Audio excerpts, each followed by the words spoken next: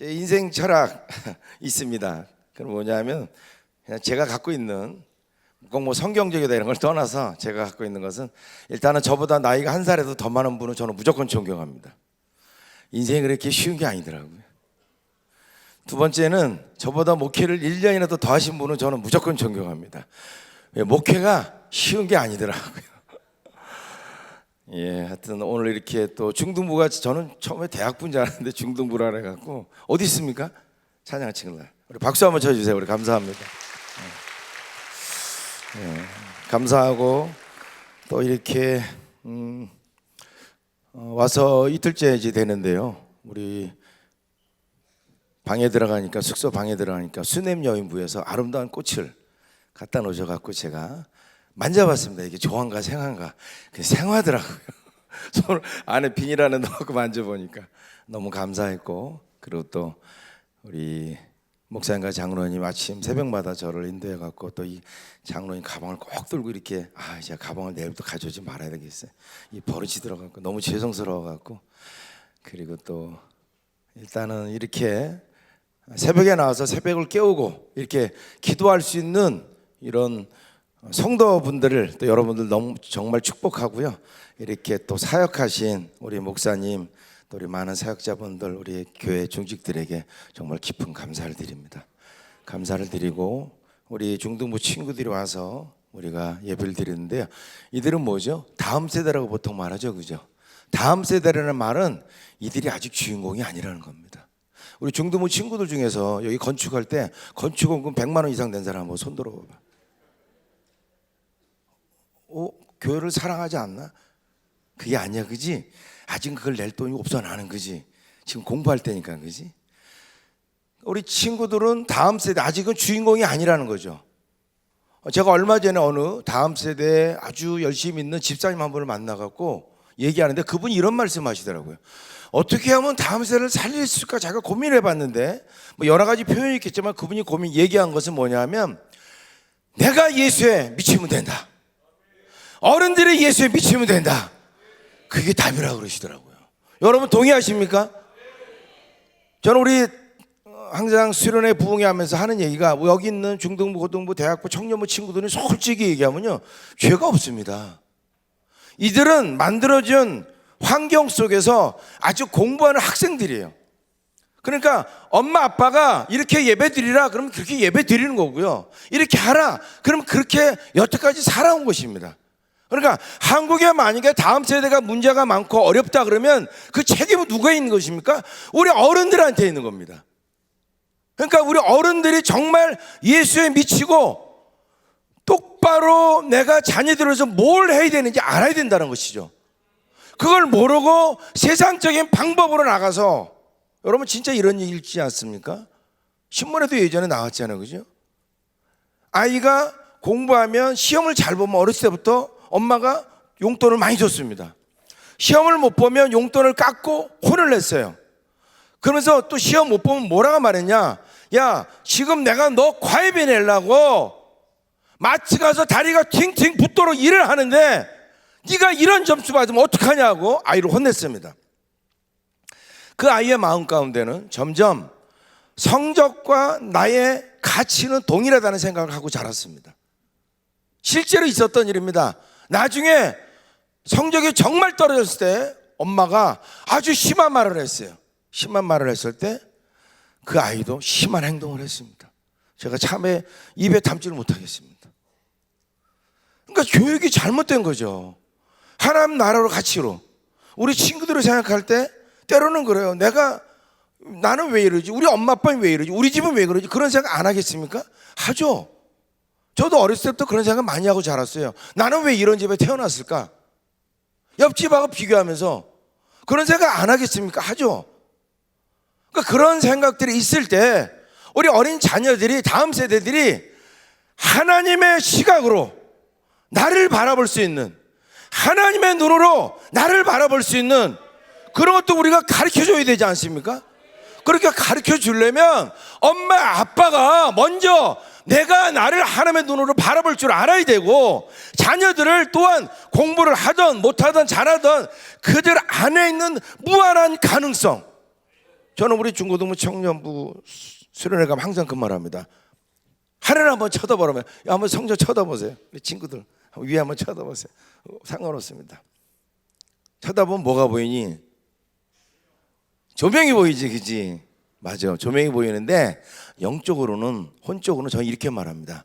저 천장에 지금 애플이 떠다니고 삼전이 떠다니고 엔비디아가 떠다니고 테슬라가 떠다니다. 하나님 믿는 너희들에게는 무한한 가능성이 있단다. 지금 잘하고 공부 좀 못하고 이게 중요한 게 아니다. 너희들이 하나님 만나고 하나님의 너희들을 사용하기로 작정하면 애플 아니라 삼전 아니라 엄청나게 멋진 기업의 총수도 될 수가 있는 것이고, 너희들이 바울보다 베드로보다 더 큰 멋진 하나님의 자녀도 될 수가 있단다. 여러분 앞에 있는 다음 세대가 그렇게 될 수 없다고, 나는 제 꼴 보니까 절대로 이렇게 안 된다고 생각하는 분 한번 손 들어보세요. 안 계시겠죠, 그죠? 맞아요. 제가 70, 80 먹은 분들 앞에 가서 제가 그 말은 드리기가 좀 송구합니다. 그러나 여러분들은 얼마든지 말할 수 있어요.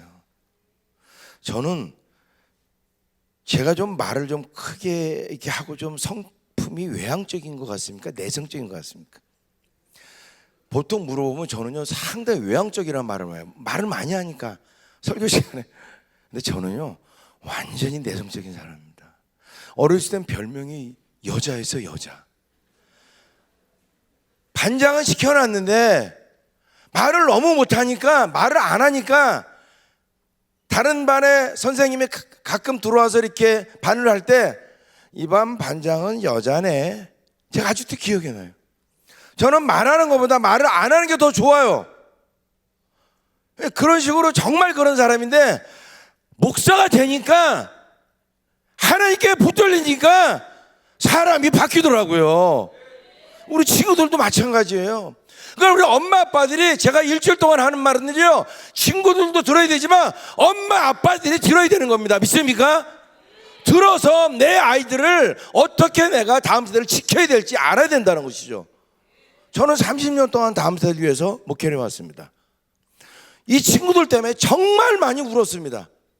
예전에 교회가 힘들어질 때 어른들, 목사님들은 몰라요. 왜? 저는 현장에서 이들을 늘 만나지 않습니까? 저한테는 피부에 빨리 와닿는 거예요. 근데 목사님들한테 얘기하면 인정을 안 합니다. 어느 교회 가서는 상당히 오래전입니다. 청년부 수련회 가갖고 제가 장로님하고 대화하다가 설교하다가 정말 우리 한국 교회 큰일 났습니다. 왜 저는 보지 않습니까? 현장에서. 그렇게 얘기를 했더니 그 장로님이 나중에 끝나고 그러시더라고요. 목사님 너무 걱정하지 마세요. 한국에는 순교의 피가 흐르고 있습니다. 그러니까 하나님이 지켜주실 거고 부흥할 겁니다. 그러시더라고요. 그때까지는요 모두가 다 부흥한다고 희망을 갖고 있었어요. 하나님이 부흥을 원하시지 않는 게 아닙니다. 여러분들, 순교의 피가 흐르지 않은 나라가 어디 있습니까? 때가 바뀌고 시기가 바뀌었을 때 바뀌어야 되는데 바뀌지 않으면 하나님은 촛대를 옮기는 것입니다. 어제도 말씀드린 것처럼 외국에 나가면 얼마 전까지만 해도 한국과 왜 이렇게 급속도로 부흥했냐고 물어보던 사람들이 이제는 한국교회가 이렇게 힘들어진 이유가 뭐냐라고 말합니다. 바로 우리가 정말 정신 차리지 않으면 우리는 이 세대를 다 잃어버립니다. 저는 이들을 목회하는 젊은 목회자들한테는 안타까운 마음이 있어요. 왜? 어떻게, 미안해 친구들아, 저는 이 친구들을 표현할 때 괴물이라는 표현을 씁니다. 아니, 어른들도 다 괴물이에요. 이제는 다 괴물이 돼가고 있습니다. 이런 시기에 이 친구들을 목회할 다음 세대 목회자들, 나이가 저보다 어리고 이제 목회하는, 이제 개척하는 목사님들 만나면요 마음이 너무 짠한 거예요. 어떻게 이 아이들을, 이 친구들을 목회할 수 있을까? 이렇게 어렵고 힘든데. 그렇기 때문에 제가 어제 우리 동사 목사님하고 다니면서 너무 저를 이렇게 잘 챙겨주셨고, 제가 이 송구스러울 정도로 교회 얘기를 들어보면서 제가 성전을 다 둘러봤습니다. 그러면서 제가 정말 우리 목사님이 존경스럽고, 저는 솔직히요 다음 세대 30년을 달려오면서 저 혼자 가는 것 같았어요. 저 혼자 달려가는 것 같았어요. 너무 외로웠어요. 한 번은 부산에 있는 큰 교회에서, 중형 교회에서 예배를 바꿔달라 해서 몇 달을 갔었습니다.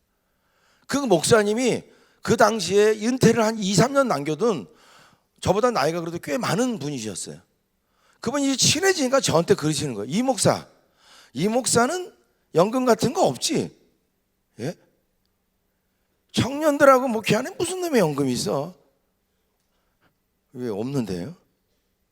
그러면서 이제 말씀을 이제 재밌게 하시는데 제가 그랬어요. 목사님, 왜 개척해서 이 조그만 저만 이렇게 다음 세대 위한다고 발발거리고 다녀야 되죠? 목사님 같은 교회가 좀 다음 세대를 위해서 좀 애를 쓰고 물질도 심고 하면 얼마나 좋습니까? 그때 그 목사님이 그러시는 거예요. 제가 목사님 쓴 책, 우리 평양노예라는 노예에다가 노예한테 다 나눠줬더라. 읽으라고 다 나눠줬고 그분들은 다 읽었대. 제가 확인까지 했는데, 그럼 그분들이 하는 말이 무슨 대답을 했냐? 그 목사님들이 다음 세대가 중요한 거 저도 압니다. 아는데 지금 1년에 교회 중직들이 15% 20%씩 빠져나가는데 다음 세대 알지만 그들에게 신경을 쓸 겨를이 없다는 거예요. 그래서 이 목사님이 저한테 뭐라 하지 아십니까? 그냥 이 목사가 좀 이해해줘. 그게 꽤 오래전에 한 7, 8년 전인가요? 그때 제가 들은 얘기입니다. 이해는 됐지만 너무 씁쓸했어요. 그리고 다니면서 홀로 다닌 것 같았어요. 너무 외로웠어요. 처음에 이들하고 집회를 하게 되면요, 이 친구들하고요 제가 답이 없습니다. 그냥 우는 것밖에 답이 없어요. 이들의 현실을 보면, 한국교회 미래를 보면. 근데 몇 년 지나고 나니까 또 무슨 얘기를 했느냐, 똑같은 장소에서 수련을 하면서 친구들아, 너희들밖에 안 남았어. 너희들 끝까지 살아남아야 돼. 절대 예수님 떠나면 안 돼. 왜? 한국교회는 너희들밖에 없으니까. 여러분, 목포 사랑의 교회로 다음 세대들은요 그런 각오가 이제 있어야 돼요. 여러분밖에 없습니다. 믿습니까? 누가 새벽에 나와서 이렇게 춤추며 찬양을 합니까? 지금 중등부가 여러분밖에 없고, 여러분은 여러분만 생각하면 안 돼요. 뜀뛸 때도 찬양할 때도 한국교회 여러분의 친구로 생각하면서 여러분은 찬양하고 뜀떠야 되는 거예요. 믿습니까? 여러분을 그렇게 해야 되고, 여러분을 키우고 양육하는 여기 계신 어르신들, 우리 엄마 아빠들, 권사님 장로님 분들은요 정말 목숨 걸고 이들을 지키지 않으면 쉽게 얘기하면 집안의 대가 끊겨지는 것 아닙니까? 여러분, 국가에서도 다음 세대가 사라진다고 몇 조 오늘 투자하니, 몇 조. 제가 오늘 뉴스 보니까요, 새벽에 일찍 깨갖고 잠이 하는 뉴스를 보니까요, 저기 서울 어디에 고등학교가 폐교를 하더라고요. 뭐 초등학교 폐교가 시골은 많지만 서울에 고등학교가 2개가 폐교를 하더라고요. 한 9회. 실제적으로 이미 이제 점점 이제 가속도가 붙을 겁니다. 그러면 하나님 나라가 사라져야 됩니까? 아니잖아요, 그죠? 여기 있는 친구들, 그 제가 어제 너무 감사했어요. 이 성전을 보면요, 그 시설을 보면 그 담임 목사의 목회 철학을 볼 수가 있습니다. 보니까 야, 여긴 진심으로 다음 세대를 위하는 거예요. 왜 이렇게 어린이 놀이터가 많은지. 저거를 딴 거라도 쓸 수 있을 텐데 그 공간을, 와, 나는 이 어린이 놀이터 이렇게 많은 교회는 처음 봤어요. 보면서 주차장 내려가는 그 위까지 뭘 만들어 놓으시고, 야, 이게 정말 진심이구나. 그 제가요 그냥 존경이 와서, 왜 혼자 항상 외롭게 다닌다고 생각하다가 외롭지 않구나. 한국에 이런 분도 계시구나. 여러분, 교회가 정말 기대됩니다. 아멘. 어제 제가 지난 주일날 아침에 일부 예배 나갈 때 하나님이 저한테 주신 마음, 네가 나를 기대하지 나도 너를 기대한단다. 그것처럼 하나님은요 여러분들에게 말씀하시는 거예요. 너희들이 나를 기대하지 나도 목포 사랑의 교회를 기대한단다. 동의하시는 분은 크게 하면. 여러분, 새벽이지만 아멘이 커야 됩니다. 다시 한번 크게 하면. 와, 새벽에도 이렇게 크게 하는 교회 별로 없습니다. 기뻐하시기 바라고요. 조금 더 크게 합니다. 하나님 사랑하는 분은 크게 하면. 아멘, 아멘. 제가 이제 내일은 왜 이게 목소리가 커야 되는지를 말씀드리고요. 오늘은 이제 다른 얘기를 좀 해드리겠습니다. 부르심은 다양하기 때문에 오늘 제가 여러분에게 말씀드린 것은 모든 교회가 적용할 수 있는 건 아닙니다. 그러나 하나님은 항상, 제가 이런 마음이 있었어요. 그루터기가 뭔지 아시죠, 여러분들? 큰 나무가 있어서 잘랐어요. 그러면 사람들이 뭘 봅니까? 아, 여기 큰 나무가 있었구나 라는 것들을 볼 수 있지 않습니까? 그런 것처럼 저는요, 제가 개척할 때 한국교회가 평균 1시간 반을 예배드렸습니다. 지금은 아마 제가 알기로는 1시간 아래로 50분 1시간 드린다고 알고 있어요. 제가 여러분 그 포스터 한번 보여주시겠습니까? 아바타 영화. 제가 여러분 그거 다 보셨죠? 그죠? 친구들 봤지, 그지? 2번씩 본 친구들도 있고. 아바타라는 영화입니다. 두 번째는 물의 길이라는 영화. 여러분 이 영화의 런닝 타임이 얼마인지 아십니까? 192분. 예? 3시간이 넘는 시간 동안 3시간 12분 동안 이 영화를 우리는 보고 있습니다. 그리고 2번 보기도 하고 3번 보기도 합니다. 제가 개척할 때 5만 1번째 교회가 되지 말자라고 생각하면서 하나님한테 받은 게 바로 첫 번째가 예배고 두 번째가 다음 세대인데, 예배에 관해서는 제 마음 가운데 하나님 주신 마음이 왜 우리는 영화 한 편보다 짧은 예배를 드릴까? 저는 이게 이해가 안 됐어요. 아니, 예수님이 우리의 구세주고 그 예수 믿게 찬양하고 경배하는 게 우리의 예배인데, 그리고 주일날 한 번 나오는데, 근데 왜 이 예배 시간이 점점 줄어들까? 아니, 줄어들어서 최소한 영화 한 편도 여러분들 최소한 한 2시간은 되지 않습니까? 짧은 영화도. 이 아바타는 3시간 12분을 영화를 하는데, 이렇게 영화가 긴데 그거를 보면서 우리 재밌다고 말하는데, 모든 걸 다 지쳐놓고 그 영화를 보러 가는데, 왜 주일날 드리는 예배, 이 예배는 영화 한 편보다 짧은 예배를 드릴까? 저는 이게 저의 고민이었어요. 갈등이었어요.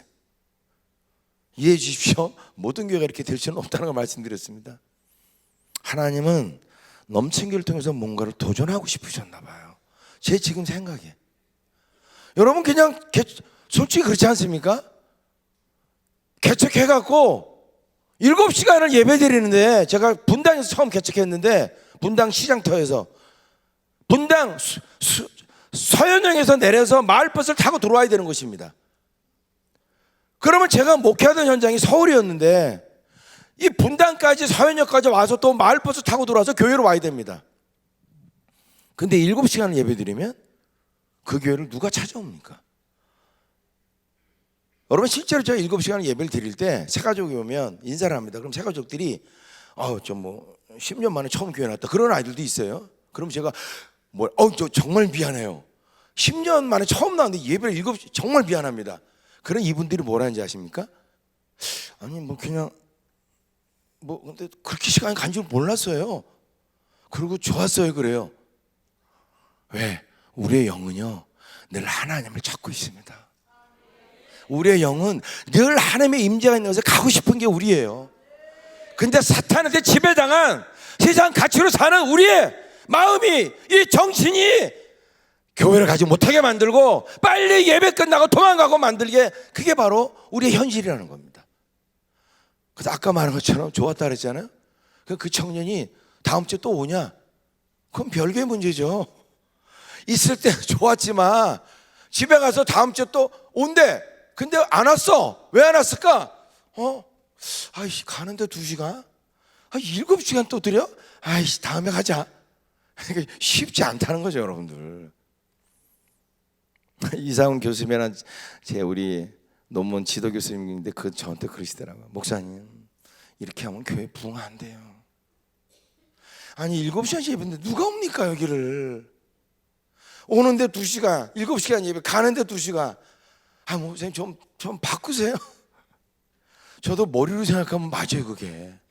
근데 하나님이 이렇게 드리라는 감동 주셔서 이렇게 드리는데, 하나님이 그렇게 드리지 말라 하면 제가 안 드리는데, 하나님이 이렇게 하라고 하셨는데 주의 종이 순종하는 게 주의 종인데, 하나님은 마음도 안 줬는데 내가 이성적으로 생각해서 그거를 그만둔다는 거는요, 제가 용납이 안 됐어요. 그래서 10년 그렇게 간 겁니다. 오늘 본문에 뭐라 말합니까? 우리 본문 한번 띄워봐 주시겠습니까? 23절 말씀 한번 읽습니다. 시작. 아버지께 참되게 예배하는 자들은 영과 진리로 예배할 때가 오나니 곧 이때라. 아버지께서는 자기에게 이렇게 예배하는 자들을 찾으시느니라. 아멘. 저희 교회는 말씀 읽을 때 일어나서 읽는데요, 아까 우리 읽었으니까 뭐 예배 시간은 그렇게 안 있습니다. 말씀은 반석을 쳐서 부스러뜨리는 방망이 같다 그랬어요. 큰 소리가 왜 중요한지 내일 말씀드리지만요, 성경 말씀 읽을 때 크게 읽어야 되는 거예요. 여러분 집에서 솔직히 성경 크게 읽을 기회 있습니까? 없어요. 여러분들 집에서 통성으로 크게 기도할 기회 있습니까? 없습니다. 성전에 함께 모였을 때 두세 사람이 내 이름 모인 것처럼 주님이 함께 할 때 그때 하나님의 말씀 크게 읽는 거예요. 친구들아 그렇게 읽자. 그래서 다시 한번 크게 읽는 겁니다. 우리 모두 다 아까 아멘 크게 하신 것처럼. 자 시작. 아버지께 참되게 예배하는 자들은 영과 진리로 예배할 때가 오나니 곧 이때라. 아버지께서는 자기에게 이렇게 예배하는 자들을 찾으시느니라. 아멘. 아우, 우리 박수 한번 칩시다. 박수 너무 잘 읽으셨어요.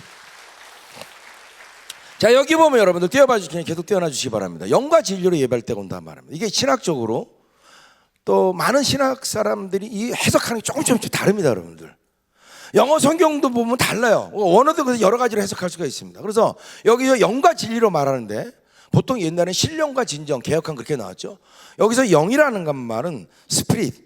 그러니까 그러니까 여러분 보세요. 스피릿은 대문자로 말하면 성령이고 소문자로 말하면 여러분 우리의 영을 말합니다. 정신적인 소울이라 할 수 여러 가지. 그렇지만 스피릿 썼습니다. 근데 여기서 그래서 영을 우리의 영으로 생각할지 성령으로 생각할지 영어 성경도 NIV 같은 데는 대문자로 써서 성령으로 얘기를 합니다. 또 여기 진리는 다 공통적으로 얘기하는 게 진리는 이 말씀입니다. 말씀. 그러니까 영과 진리로 예배한다는 말은 다른 말로 얘기하면 우리가 제가 생각하는 가장 좋은 것은요, 말씀이 선포되어야 됩니다. 아멘. 예배 때는요 백두산 호랑이 얘기하면 안 된다는 겁니다. 물론 얘기할 수도 있지만 결론적으로 얘기할 것은 성경 말씀, 이거를 얘기해야지 그것이 예배가 될 수 있는 거예요. 믿는 분 아멘 하시기 바랍니다. 그러니까 진리로 예배해야 되고, 그 다음에 영은 뭡니까? 제가 가장 좋아하는 건요, 선포된 진리의 말씀이 두세 사람의 내 이름으로 모은 곳에 계신 성령으로 말미암아서 이 말씀이 내게 부딪혀오는 역사가 있어야 그게 예배가 된다는 것입니다. 만약에 목사님이 하나님의 사랑이 하나님이라고 선포를 하면 그 사랑이 하나님이라고 말씀하신 사랑의 하나님을 내가 예배 가운데 그 사랑을 체험해야 된다는 것입니다. 머리로가 아니라 가슴으로. 여러분 욥기에 보면 뭐라고 말합니까? 욥은요 자기가 그런 고난이 있는지를 이유를 몰랐어요. 정말 많은 고난이 있고 동방의 의인인데 너무 고난이 많습니다. 친구들이 찾아왔는데요, 와 어쩜 이런 아이가 이게 이해도 안 되는 거예요. 이해도 안 될 정도예요. 친구인지도 못 알아봤어요. 나중에 욥이 말하지 않습니까? 나의 길을 그가 아시나니 그가 나를 단련하시오니 내가 정금같이 나오리라. 여러분 욥기에는 고난이 많아요. 그래서 우리는 욥을 해석할 때 목사님들 고난에 대한 얘기를 많이 합니다. 맞습니다. 근데요 고난을 주신 이유가 있죠. 고난을 주신 이유, 왜 사랑하는 자녀에게 고난을 줍니까? 왜 동방의 의인이라는 욥에게 고난을 줍니까? 욥기 42장 보면 이제 욥이 하나님을 만난 다음에 대장부처럼 네가 허리를 통이고 나를 내 질문에 대답해봐. 그리고 하나님과 대화 나눈 욥이 뭐라고 고백합니까? 무지한 말로, 그동안 친구들하고 얘기하면서 수없이 무지한 말로 하나님의 이치를 가린 내가 정말 부끄럽습니다 말하면서 뭐라고 말합니까? 이제는 내가 귀로 듣다가 이제 하나님을 눈으로 봅니다. 여러분 귀로 듣는다는 건 뭡니까? 내가 머리로 하나님을 아는 겁니다. 그래서 누가 와서 야 하나님은 우리가 죄 지으면 심판하죠. 그래요? 큰일 나네. 빨리 자녀들을 위해서 빨리 제사를 드려야 되겠다. 에? 이게 귀로 듣는 거예요. 하나님은 우리 병을 고쳐주세요. 그래, 병을 고쳐주시는 분이세요? 그렇구나. 하나님은 사랑이 많으시대요. 사랑이 많은 분이래요. 그렇구나. 이게 귀로 듣는 거예요. 눈으로 본다는 건 뭡니까? 눈으로 본다는 것은 그 사랑의 하나님, 기적의 하나님, 오래 참는 하나님, 능력의 하나님을 내가 삶 가운데 체험한다는 것입니다.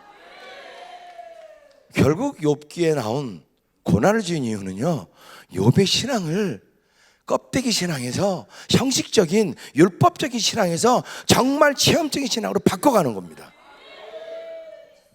그래서 아까 말씀 우리 띄워준 것처럼 신령과 진정이라, 한번 다시 한번 띄워주겠습니까? 신령과 진정은, 제가 영과 진리는 제가 좋아하는 건요, 말씀이 선포되면, 오늘 목사님 만약에 사랑의 하나님을 선포하셨다, 주일 예배 때, 그러면 그 예배 시간에 사랑의 하나님을 내가 만나야 된다는 것입니다. 머리로 들어왔던 사랑의 하나님이 찬양 시간이든 기도 시간이든 어떤 시간을 통해든지 그 사랑의 하나님의 가슴으로 내려와서 내 하트를 만져줘서 그 사랑 때문에 내가 울고 그 사랑을 체험하고 바깥에 나가서 사랑을 나눠줄 수 있는 힘을 받는 것이 바로 영과 진리로 예배한다는 것입니다. 여러분, 많은 선교단체 또 많은 찬양팀이 이런 말을 많이, 하나님은 예배자를 찾으십니다. 예배를 드리면 이런 말을 많이 했어요. 여러분들 맞아요? 예배 찾는 거 맞아요. 성경을 정확히 보면 뭐라 말합니까?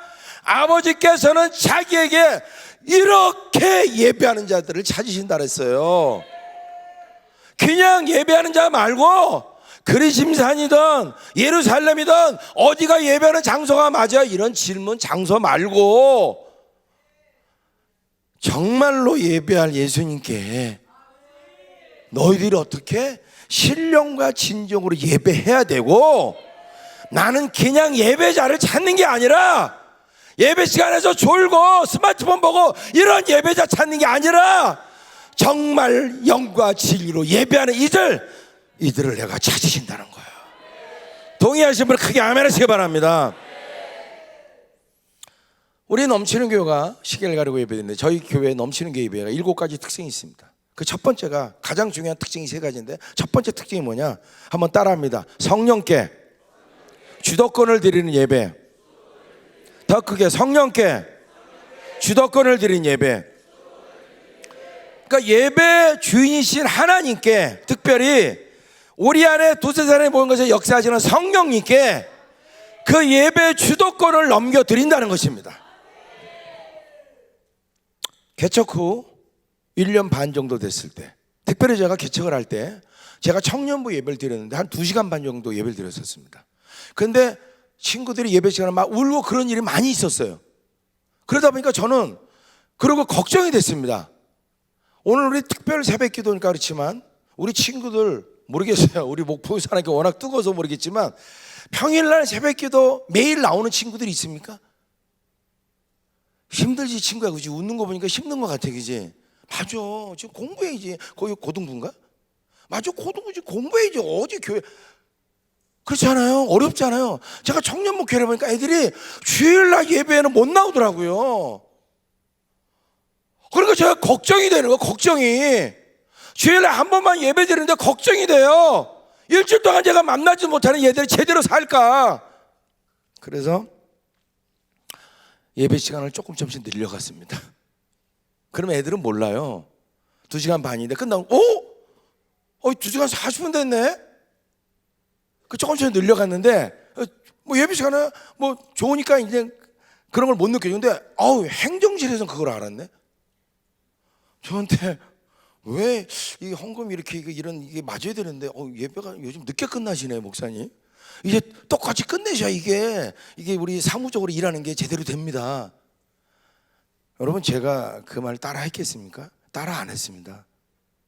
제가 그래서 속으로는, 네 알았습니다 했지만 속으로는, 그러면 저를 딴 데로 보내세요. 저한테 목회하라고 했는데 저는 그 말 있는 동안 저는 못 듣겠습니다. 그리고 결국 이제 중간에 헌금을 가져가고 제가 좀 더 길게 드렸지만 그걸 개척해서 제가 3시간 반 예배를 드렸어요. 3시간 반을 드려야 최소한 내가 이들을 살릴 수 있겠다. 1시간 찬양하고 1시간 말씀 전하고 말씀 끝나면 1시간 기도하고 30분은 광고하고 헌금하고 이런 거 다 하고, 헌금은 안 돼. 기도를 안 해. 그런 다음에 애들을 보내야 되겠다. 그래서 3시간 반을 드리기 시작했어요. 여러분, 그때 1시간 반 드릴 때 3시간 반 드리니까 다른 교회보다 예배를 2배 조금 더 드리는 거죠. 그죠? 저는 그때 깨달은 게 뭐냐면, 하나님 앞에 시간을 드리니까 하나님이 일하시더라고요. 여러분, 엄마 아빠가 아이가 아프면 그냥 쳐다만 보고 있습니까? 어떻게 둘러엎고 병원을 가고 일을 부를 것 아닙니까? 똑같아요. 하나님도 자녀들이 아픈데 이 깨진 세상 속에서 얼마나 아픕니까? 여러분, 우리 자녀들 보면요 멀쩡한 것 같죠? 저는 청년 목회 30년에 깨달았어요. 이들이 멀쩡하지 않아요. 겉으로는요 화장하고 다니고 예쁘게 하고 다니고, 목사님 보면 목사님 막 이래도요, 그거는요 자기 안에 있는 우울감을 감추기 위한 거예요. 물론 그렇지 않은 경우도 있겠지만, 입시 지역에 사는 이 친구들이요 건강할 수 없어요. 이 스마트폰에 빠져서 사는 이 친구들이요 절대 건강할 수가 없다는 것입니다. 그게 평상시 때는 모른다는 거죠. 예배 때 그게 나타나는 거예요. 하나님의 시간을 드리니까, 자, 찬양 1시간, 말씀 1시간 전하고 그 다음에 기도를 하니까 그 기도 시간에 성령이 역사하시는 거예요. 끝나고 도망가는 게 아니라 하나님께 시간을 드리니까 하나님이 역사를 하시더라고요. 애들을 고치기 시작하시더라고요. 그래도 3시간 반 끝나면요 애들이 집을 안 갔어요. 나는 불매축도 했거든요. 빨리 집에 가라고. 애들이 또 찬양을 해요. 지네들끼리. 그러고 보면요 머리가 이 물에 젖어갖고, 물에 빠진 새향지 있죠, 그런 거, 생쥐꼴, 완전히 땀에 쩔어갖고. 그러면서 집에 갈 때 뭘 하는지 아십니까? 와, 어떻게 또 1주간 또 기다리지? 지금 예배 끝났잖아요. 집에 가는데 가는 순간, 와, 어떻게 또 1주일 또 기다리지? 여러분, 예배가 얼마나 좋으면, 여러분, 우리 인생이, 우리 피조물이 뭐가 제일 좋겠어요? 비싼 외제차 타고 다니기 그게 제일 좋습니까? 친구도 호날두 알지, 그지? 슈퍼카 여러분 정말 갖고 싶지, 그지? 슈퍼카. 왜 이게 나도 갖고 싶은데. 슈퍼카가 호날두는 수십 대 아니야, 그죠? 한 달에 보험료만 수천만 원이래요. 그 호날두한테 슈퍼카가 만약에 저한테 한 대 주면 그 기쁨하고 비교가 될까요? 그 친구는요 의미가 별로 없어요. 슈퍼카 몇십 대가 있어도. 가장 좋은 은혜는 뭔지 아십니까? 하나님을 만나는 거예요. 제가 목사 안수를 받을 때, 제가 98년도에 목사 안수를 받았습니다. 그때 여의도 순복음교회에서 목사 안수 받았고, 조영규 목사님 그때 목회 한 40년 하셨을 때 그때였습니다. 목사님이 2가지 얘기를 하셨어요. 2가지 얘기를. 이 40명 되는 제자들한테 뭐라 그러셨냐? 첫 번째, 내가 언제 가장 40년 목회 기간 동안에 행복했는지 아느냐? 조영규 목사님은요 병이 있으셨어요, 안에. 근데 남들 병은 정말 잘 고쳤는데 자기 병은 또 있었다는 거, 어디에 힘든 부분이. 그러니까 말을 못하는 거예요. 그럴 수 있지 않습니까? 그리고 외국에 집회 나가면요 정말 사도바울 옷 잡는 것처럼 옷을 막 잡으려고 합니다. 치유를 위해서. 집회 나갈 때 한국에서 하면요 문 열고 나가면요 목사님들이 교단을 초월해서 양쪽으로 무릎 꿇고 앉아 계세요. 기도해 달라고. 그런데 그분이요 언제 가장 행복했느냐? 모든 사람의 나를 욕할 때도 있었고, 손가락질 할 때도 있었고, 몸도 아프고, 그때 하나님께 나가서 울면서 기도할 때, 하나님 나를 위로해 주실 때, 그때가 내 인생의 내 목회 가운데 가장 행복했던 순간이다. 우리는요 하나님을 만나야 가장 행복한 겁니다. 아멘. 2번째는, 여러분 가운데 고통을 당하는 분이 있습니까? 그 고통의 크기만큼 하나님이 당신을 크게 쓰려고 한다는 사실을 꼭 기억하시기 바랍니다. 그렇게 3시간 반을 예배드리니까 아이들이 이 예배 가운데 역사가 나타나기 시작한 겁니다. 정말 저는 위에서 무서웠어요. 애들이 너무 성령의 역사가 강하게 나타났어요. 어떤 애는 의자 밑에 들어가서 막 뒹굴기도 하고 여기저기 괴성이 나고요. 저는 정말 제가 무서웠어요. 오히려 와, 이게 진짜 솔직한 고백입니다. 와, 쟤 저러다 죽으면 어떡하지? 정말 그런 생각까지 됐어요. 이게 뭡니까 여러분들? 이 안에 있는 살면서 살아온 아픔들이 영적인 대결이 벌어지기 밖으로 막 쏟아져 나가는 겁니다. 마치 우리가 마음이 아프면 우는 것처럼 이게 막 부딪혀갖고 막 그냥 악을 속에 치유가 일어나는 거죠. 뭐예요? 하나님은 우리 엄마 아빠가 자녀가 아프면 들쳐매고 일릭을 부려서 고쳐주듯이 하나님도 우리가 아프면 고치길 원하신다는 거예요. 1년 반 됐을 때 3시간 반이니까 말씀 끝나고 기도 시간에 애들은 막 하나님 역사합니다. 애들 고치고 합니다. 근데 예배 시간이 다 끝나갑니다. 근데 앞에 요 정도 앉은 자매가 갑자기 발동이 늦게 걸렸어요. 남들 다 울고 치유받고 쉽게 하면 예배가 끝나갈 때인데 그때부터 으악 하고 울더니 그래서 제가 어떻게 시계 보니까 3시간 반이 다 돼가는 거예요. 그 얘는 이제 울기 시작하는 거예요. 어떻게 제가 그냥 지금은 우리 주 예수 그리스도의 크신 은혜와 그 죽다가 끝냈죠. 그랬더니 얘가 그때 21살이었는데 바로 끝나자마자 내게 올라오더니 따지더라고요. 울면서 목사님 하나님의 어린 나를 만지시는데 이렇게 예배 끝나면 저를 어떻게 해요? 그럼 그렇지 않아요? 저도 예배를 3시간 반 드리는 게 싫었어요. 더 길게 드리고 싶었어요. 그래서 그 다음 주부터 바로 시계 가리고 예배 드렸습니다. 예배 시간 되면 찍찍이를 만들어 갖고 예배 시간 잘 지키라고 전자시계 사다 준 거 그 위에다가 찍찍이로 붙여버렸습니다. 시계가 안 보이게. 1시간 드리고 10시간 드리는 게 중요한 게 아니라 정말 초대교회처럼 하나님이 원하시는 것만큼 드리자. 우리가 1시간 반 우리가 맞춰서 드려도 하나님 그 예배를 안 받으시는 거 아니죠. 그러나 하나님이 좀 서운해하실 것 같아. 그래서 그렇게 시계를 가리고 예배 드리기 시작해서 가장 길게 드린 게 9시간 반을 드렸고 평균 7시간을 예배 드렸습니다. 그래서 저희 교회는요 예배가 1부, 2부 예배가 있을 수가 없어요. 왜? 언제 끝나는지를 모르니까. 한 3년 반 됐을 때 하나님이 예배 시간에 저한테 이런 감동을 주셨어요. 너희들이 참 고맙다. 제가 정말 많이 울었습니다. 아니 내가 하나님께 고맙지 어떻게 하나님이 우리한테 고맙다는 표현을 쓰실까?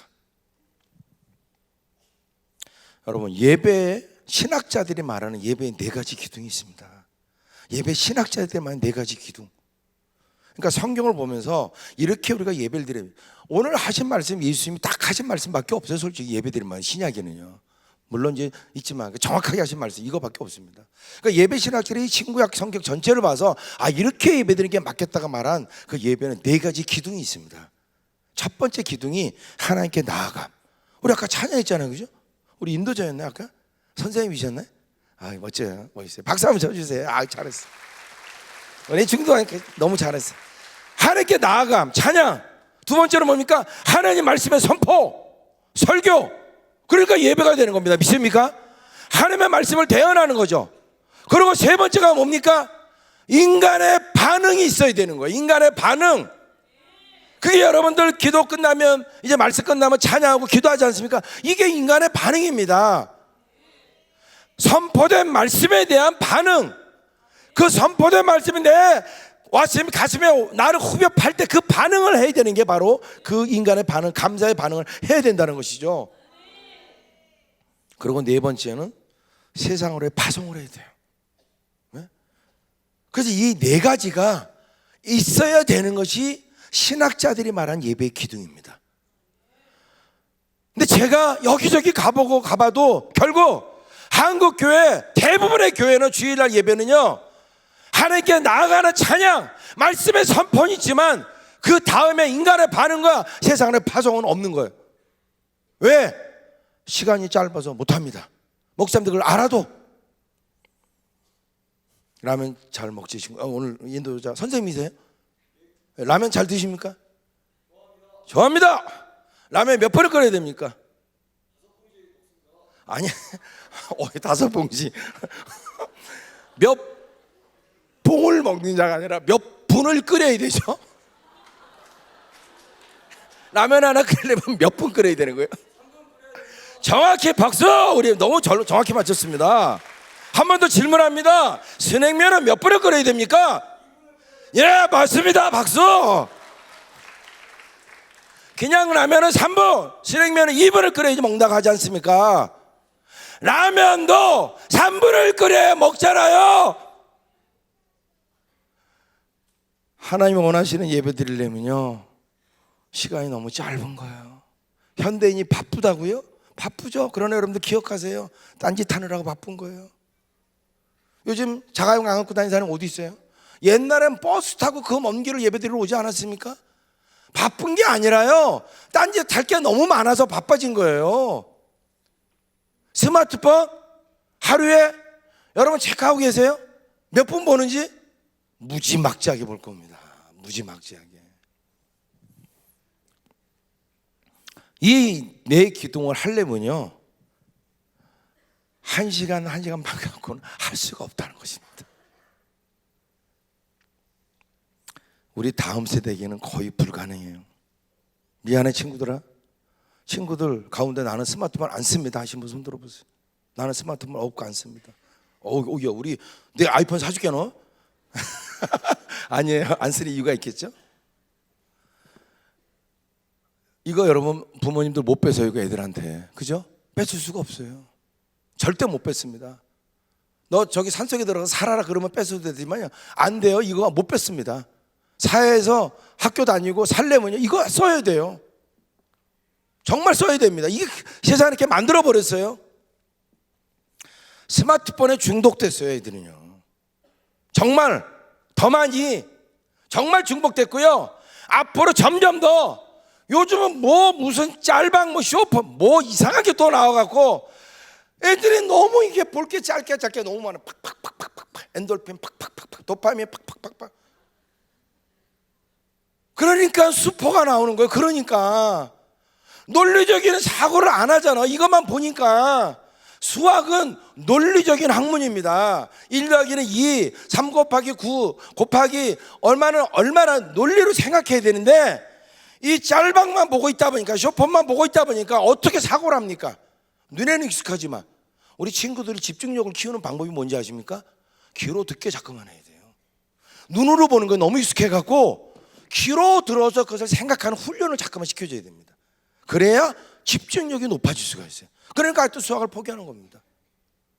이 중독된 친구들, 세상에 엄청나게 더럽고 추악한 것들로 가득 찬 이 안에 보면서 맨날 나오는 게, 요즘 저는 이해 안 되는 게, 왜 이렇게 연예인들이 몇 천만 원 가방, 몇백억 집에 사는 게 요즘 왜 이렇게 많이 나오는지. 옛날에는 그런 거 나오면요 감췄어요. 요즘은요 자랑스럽게 얘기하고요, 저 친구들은 거기다가 또 달아요. 님은 멋져요. 그럴 자격이 있어요. 그러면서 혼자는 뭐래요? 우울증에 빠지는 거예요. 나는 왜 저렇게 못 살까? 나는 어떻게 저 사람 너무 부러워서 혼자 우울증에 빠져, 혼자 디프레스 돼갖고. 제가 교회 얘기만 잠깐 해드리고 제가 오늘 이제 찬양하고 마치겠습니다. 제가 개척하기 전에 2교회를 갔습니다. 2교회 말하면 여러분 다 아십니다. 어느 교회인지. 목포지만 다 아시는 교회입니다. 한 교회를 갔어요. 제가 친한 목사님이 찬양 인도해서 한번 개척 전에 갔습니다. 목사님이 아주 멋집니다. 이녀 딱 끼고요, 딱 설교 온 거 들고 다니면서 딱 이렇게 걸어 다니면서 설교하십니다. 딱 여기서 이렇게 하는 게 아니라 청년부 예배니까. 설교하시다 갑자기 제가 간 날 딱 한 번 갔는데, 간 날, 야, 너 거기 눈 떠! 너 말이야, 너 왜 뒤돌아봐? 그래, 너! 와, 이걸 한 30초 가까이 하는데요. 제가요 앉았다 저도 막 이렇게 무서울 정도로. 얘가 눈 떠 그러니까 이게 뒤를 돌아봤네요. 자기한테 그랬는데. 그러니까 왜 너 말은 그래, 너 그때 하나님이 제 마음 가운데 주신 감동이 뭔지 아십니까? 한국 교회. 많은 크리스찬이 예배 시간에 졸고 있구나. 두 번째, 정말 또 유명한 교회 갔습니다. 모든 거를 다 예술적으로 만들었어요. 헌금도 낼 때 보면요, 뒤에서 안에다 넣으니까 그냥 두 분이 그냥 다 갖고 들어옵니다. 정말 진짜 거룩하게. 너무 좋아요. 목사 말씀 너무 좋아요. 말씀 들으니까 여기 막 가슴을 후벼파요. 저에게도 막. 그래갖고 기도 막 하고 싶어지는 거예요. 일어나더니 찬양하고 시키더라고요. 그래서 이 들은 말씀에 은혜되면 하나님 이거 하려고 그러는데 갑자기 지금은 우리 주 예수 그리스도의 크신 은혜와, 아니 한 1분밖에 못했어요 저는 기도를. 근데 지금은 하고 축도하고 뭐예요? 빨리 가라는 거예요. 왜 그러 보니까 교회가 워낙 크니까 저 뒤에서 찬양팀이 바구니에다가 이 수레에다가 장비 싣고 들어오려고 기다리고 있더라. 이렇게 하고. 그러니까 예배를 끝내야 됐어요. 어쩔 수 없었어요. 제가 나와서 집에 가면서 어떤 마음이 드는지 아십니까? 권사님은 새벽 예배 매일 나오시고 금요 예배 수요예배도 장로님도 그러시는데 우리 친구들은 어떡하나? 오직 주일날 한 번밖에 안 오는데 이들의 마음이 고민이 있어도 어디 가서 이걸 풀까? 기도를 좀 해야 되는데 이렇게 빨리 예배드리고 쫓아버리니까 어디 가서 뭘 할까? 제가 아는 후배 목사가 어느 교회에서, 그리고 좀 굉장히 큰 교회입니다, 목회를 하는데요, 저한테 그래요. 목사님 저는 아무것도 못해요. 왜? 시험 때 되면요 정말 장로님한테 전화 옵니다. 우리 아들이 이제 학교 안 가니까 이제 교회 안 가니까 이제 전화하지 말라고. 그리고 시험 때는요 출석률이 정말 많이 줄어들어요. 그리고 나는 예배 드리는데 말씀하고 좀 뭘 하고 싶은데 어느 정도 시간 되면 애들이 주섬주섬 나가는 거예요. 예배도 안 끝났는데 왜? 엄마한테 전화 왔어. 교구차 가니까 빨리 나오라고. 그러니까 자기는 뭘 할래 할 수도 없대. 자존심 섞인 얘기죠. 우리 모르겠습니다. 우리 친구들은요 엄마보다 예배 2배는 드려야 돼요. 그래야 얘네들은 버틸 수가 있어요. 저는요 중고등부 집회 가면요, 청년부 집회 가면요, 거기 담당 전사님들한테 이렇게 얘기합니다. 목사님 예배 얼마 드리세요? 1시간 드립니다. 그러면 목사님 그러고도 집에 가서 잠이 오세요? 얘네들 1시간 예배 드리고 보내고도? 그러면 안 돼요. 먼저 선생님들하고 얘기를 하세요. 왜? 목사님이 1시간 들고 싶은 게 아니라 부모님이 그걸 원하는 거예요. 빨리 끝나고 학원 가야 되니까. 그래서 아이들이 주일날만큼도 학원 가갖고 얘네들이 이제 멋지게 될 것 같습니까? 안 돼요. 안 돼. 공부를 해도 왜 하는지 알아야 될 것 아닙니까? 하나님을 만나보세요. 공부하라고 하지 말아도 하죠. 이간장하고 마칠게요. 죄송합니다. 제가 광주 포도원을 갔을 때요, 저녁 예배 때마다 갔는데 그 권사님 한 분이 그러더라고요. 울면서 간증을 하는 거예요. 우리 아들이 중학교 때 맨날 교회 가서 살았대요. 너는 공부해야지 왜 교회 가서 사냐 맨날 그렇게 해. 그래서 얘가 진짜로 빨리 오고 서울에 있는 대학교까지 갔어요. 인서울 했어요. 근데 우리 찬양인도자가 그때 찬양인도는 목사님 나이가 똑같았어요. 그러면서 그 권사님 울면서 뭐라 하는지 아십니까? 우리 아들이 지금 교회를 안 나간다는 거예요. 내가 그때 빨리 집에 오라고 말한 게 정말 한이 맺힌다는 거예요. 똑같은 나이고 똑같은 못되신 아이인데 이 목사님은 이렇게 전국을 다니면서 찬양을 인도하는데 우리 아들은 직장에 들어갔지만 서울에 있는 대학교 나왔지만 교회도 안 나가고 있으니까 자기가 마음이 너무 아프다 하면서 울면서 얘기를 하더라고요. 우리 말씀을 함께 정리할게요. 우리 같이 자리에서 일어나서 우리 찬양하고 기도하겠습니다.